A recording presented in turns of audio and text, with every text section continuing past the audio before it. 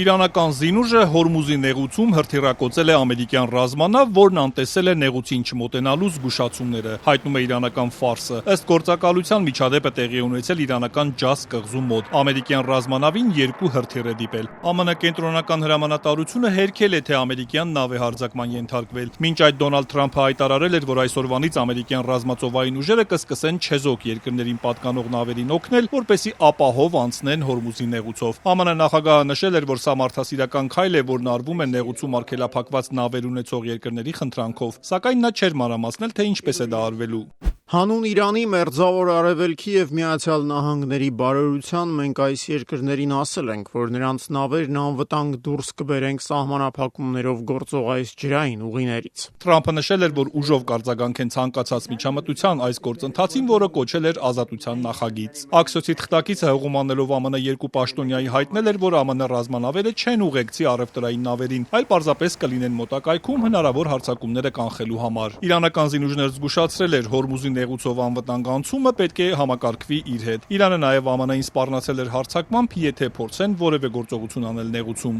Իսլամական հեղափոխության պահապանների կորպուսն էլ Հորմուզի նեղուցի նոր քարտեզ էր հրապարակել, որում նշված էր, թե որ տարածքներն են իրենց վերահսկողության տակ։ Ցանկացած նավ, որը կխախտի նեղուցում Իրանի հաստատած կարգը, կկանգնեցվի ուժով, հայտարարել էր կորպուսի խոսնակը։ Ֆրանսիան չի մասնակցի Հորմուզում ԱՄՆ նախաձեռնությանը, Երևանում ընթացող Եվրոպական քաղաքական համայնքի գագաթնաժողովից առաջ հայտարարել է Էմանուել Մակրոնը։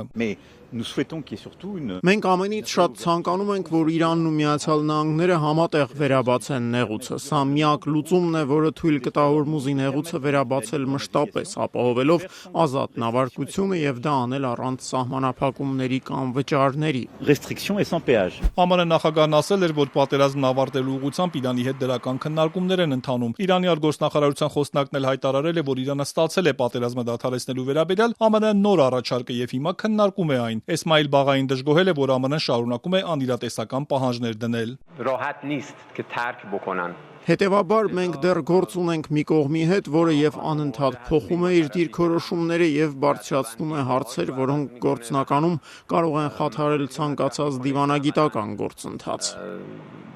Այս ֆոնին Պակիստանը հայտարարել է, որ ԱՄՆ-ն ապրիլի 20-ին Օմանի ծոցում գրաված իրանական Տուսկա բեռնատար նավի անձնակազմի 22 անդամներին ուղարկել է Պակիստան, որպեսզի փոխանցվեն Իրանին, իսկ նավը կվերադարձվի Պակիստանի տարածքային ջրեր անհրաժեշտ վերանորոգումից հետո իր սեփականատերերին վերադարձնելու համար։ Ըստ Պակիստանի արտգործնախարարության ԱՄՆ-ի այս քայլը վստահության ամրապնդման միջոց է։